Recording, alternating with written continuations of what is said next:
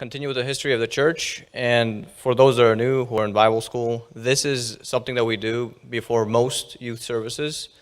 About 10 minutes or so, we talk about the history of the church. And this is not the SFG church. This is not GEC church. This is talking about the church as the church after the apostles all the way up to our modern times. And so what we went over was already about the Constantine, the Roman persecution, and then we talked also about the councils. We talked about the heresies that arose, the answers to those heresies, and then we also talked about Augustine, main figure, other figures, and now we're coming into medieval times. Talked about monasticism, and now we are in the Frankish Empire. So the beginning of the European Empire. So that is where we're at right now. And we're focusing on the west part of the church. We're not focusing on Eastern Orthodox. We might mention a little bit about it, but we're not focusing on that. We're focusing on the west, the Catholic, the Protestant side. And these lectures, they consist of all types of things about government, politics, heresies, corruption in the church, church councils, and the reason government and political sides are involved is because before, the church was heavily involved in politics, heavily involved, and it was mixed in together. And not like it is right now. Right now there's church and state separation, but back then it was intertwined. So in order to understand a church, you need to understand the politics, you need to understand the government. And that's where we're going through the Frankish Empire right now. And so why are we doing this? We are doing this because there's nothing new under the sun. What has happened in the past happens presently and will happen in the future. It repeats over and over and over. Nothing's new under the sun. So these events, these people, how they acted, are examples for us today to also take an example, if they're good examples, to take them as a good example and practice that way too. If it's a bad example, understand it, and when it arises again, we're able to understand how it was answered in the past and how we can answer it presently. And so when we talked about the Frankish Empire, talked about how this tribe, barbaric tribe, rose up and how it grew together into one empire, and it started and then after that, it was Clovis the First. He was the one that united the Frankish Empire, and he joined the Catholic Church, and that's where we left up last time. And we're going to continue with Charles Martel. Now, Charles Martel, he was the mayor of the palace, and this, the mayor of the palace, or the mayor of the house, what he did was he ran the show while the kings were sitting down doing nothing. And so, as we mentioned, Clovis, he was a pretty decent leader, but his sons and his grandsons were pretty bad politically and spiritually. And so at this time, his grandsons and his generation, they were just sitting around in the house, eating, drinking, having fun, and having the mayor of the palace do all their work, all their political work, all their fighting, and they just sat and had fun. And so Charles Martel was one of those who did everything while the kings do nothing. And he was nicknamed Martel, which means the hammer, and the nickname was given to him because he was very strong, like a hammer in battle. He was able to disperse the enemies, so he's given this nickname. And the one thing that he is very well known for is the Battle of the Tours in 732, and this is when Charles was defending against the Muslim invaders. So the Muslims at this point, they have conquered all of the northern Africa near the Mediterranean, and all the way down, all the way up into Spain. So Spain is controlled by the Muslims at this time. And they're trying to go up north into Europe and to conquer Europe as well. And so they're going into Tours. And if you look on the map, it's kind of close to Paris. So if they go win Tours and then win Paris and win the major cities, they can take over Europe. And so Charles Martel goes against the Muslims. He takes the higher ground, and the Muslims charge up the hill, and the Muslim army was defeated. And the significance of this is, it's kind of like, it has two significances. One of them is, it was kind of like a kind of like an analogy, in a sense. The people took it as an analogy, the Christian army versus the Muslim army, the two faiths fighting each other. And it was looking as you're standing up for your faith. The Christians are standing for their faith and defeating the Muslims and keeping their territory. So that's one way they looked at it. And another way of looking at it is this is a turning point for the Muslims. So before they swept across North Africa, they swept up north all the way near Constantinople. So they're very expansive, and they're trying to expand even into Europe. So here is when they put the stop to the expansion. And if the Muslims were not stopped here, our whole world will look different than it is right now. But it has been stopped, and this is when they have been stopped, and then they had to retreat back to Spain, and then eventually they got pushed out of Spain as well. So then we're going to look at Pepin the Short. He was the son of Charles Martel. And he was so the past, they were considered the Merovingian dynasty, and the son of Charles Martel, Pepin the Short, he was not one of the kings, but he was the one that replaced the kings. And so how did that happen? So how that happened was the Pope, the papacy, they favored those people that were actually ruling, though actually running the show, over the ones that did nothing. And so the Pope declares Pepin to be king of the Franks. And because the Pope says, the king is the one that rules, and it is those house of the palace, they are the ones that are ruling, so he is to be king. So what the Pope decrees is the last Merovingian king to be disposed, and this king, they cut off his hair, and exiled him into a monastery. And now hair was very important to the Merovingians because they considered that as a sign of power. And so they were shamed, cut off, put into a monastery, and Pepin started to rule and started a new dynasty to rule the Franks. And as Pepin ruled, Rome came under attack from the Lombards, which was a barbarian tribe. And Pepin came in and he rescued the Pope and the land from the Lombards, and he had gifted the land to the papacy. And this is called the donation of Pepin.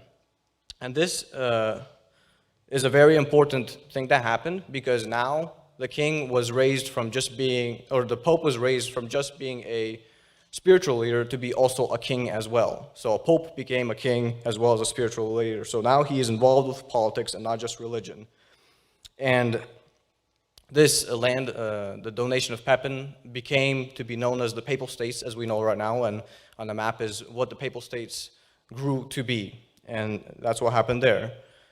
And to continue, there was Charlemagne, his son began to reign, and Charlemagne was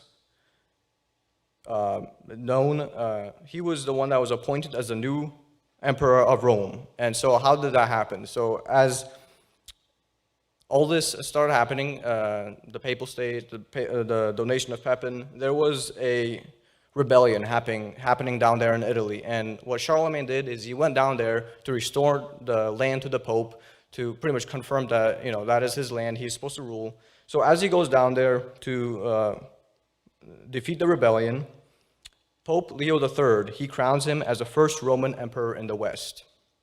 And this is a significant step, because before, these people in the West were subject to the emperor in the East, the Byzantine emperor.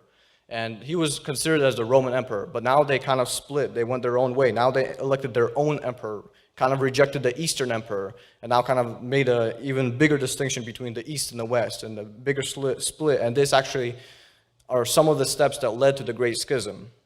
So in 800 AD, Pope Leo III put Charlemagne as the third, or he put him as the first Roman emperor in the West. And Charlemagne, now we don't know how true this is. We don't know if he was just knew this all along, or if he's just saying this to make himself look good, but he was saying that he wouldn't have went to Rome if he knew that the Pope would crown him as emperor.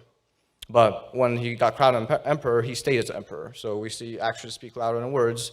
He continued to be emperor in the West. And another reason why Charlemagne was not too in favor of this is because now the Pope is the one that gives crowned to the emperor. The Pope is the one that crowns the emperor, so the Pope, in a sense, has authority over the emperor. And so, as we continue this, as Charlemagne continues this, he also wants to have a Renaissance. And so, before I talk about Renaissance, I want to say the difference between the Merovingians, which were before the lazy kings, and now Charlemagne. His dynasty became known as a Carolingian dynasty. And these kings, they wore short hair, so they didn't have long hair as the Merovingians, but they had short hair and had mustaches, and they were different in look. But also what the Carolingians did is they had the Carolingian Renaissance, mainly Charlemagne. So what he wanted to do is return the Roman culture back to the Franks, because the Franks are barbarians. They're not educated at all. They're pretty uneducated and barbaric. But he wanted to restore this culture to be actually Roman. And he viewed himself as the next Constantine. He wanted to be this guy that reforms the nation and politics and raises the church. So he wants to be the next Constantine. And he reads the book by St. Augustine. He reads the City of God. And he wanted to use this to build up his kingdom. And he also used the Old Testament as an inspiration. And that's the type of kingdom that he wants here on earth. So he wanted to put it into effect. And he also, as he was doing this, he also was the first one to implement forced conversions and forced baptisms during military takeover. So when he took over a nation, he forced them to become Christian. And so as he was wanting this Carolingian Renaissance, as it became called, now take note, this is different than the Renaissance that happens around the Reformation.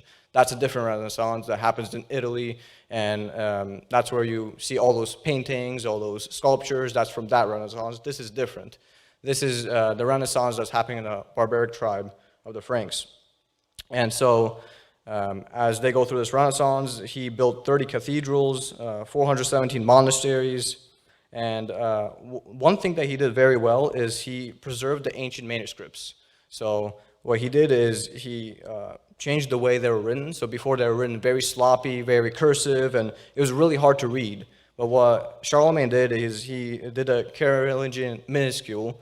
So he changed the style of the writing so it was more cleaner, font pattern. They had spaces in between, so it's clearly distinguished what word is what, and they had uppercase as well as lowercase. So it's a lot more better for scholarship. He also reformed the education, saying that it's not only for the few rich people, that's how it used to be, but he wanted education for everyone. So he wanted the rich and the poor to be educated.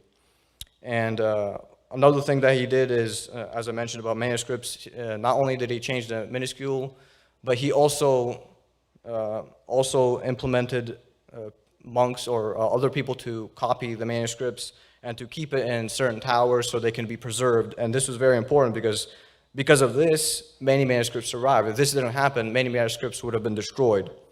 But he does this and kept those manuscripts safe, and it got passed down to us as well. And another thing what he did was to enforce the Catholic faith in his realms. So he established the Nicene Creed. That's the Council of Nicaea. That was way back in the 3rd century. So he established this Nicene faith, which is talking about the Trinity. That was the focus of the Nicene faith, saying the Trinity, the Father, Son, Holy Spirit are one being, 3 persons. And he enforces the tithes in the church, and he forces the churches to follow the same liturgical patterns established in Rome. So pretty much the worship style in the churches that are in Upper Europe, he wanted it to match the same style of worship down that was happening in Italy. And he makes sure the clergy, the priests, the deacons, they were educated, and they were sufficiently educated because he was worried about the sermons. So he even at some point started writing out, or had people write out sermons to them. So he had a sermon written out, gave to the priest or a preacher to preach, because he was worried that the sermons were so poor, and he needed to make a model for the preachers to preach. So he did that and wanted education for the clergy, for the priests, for the deacons, so they're able to preach and teach properly to people. And then we're going to continue from then next time.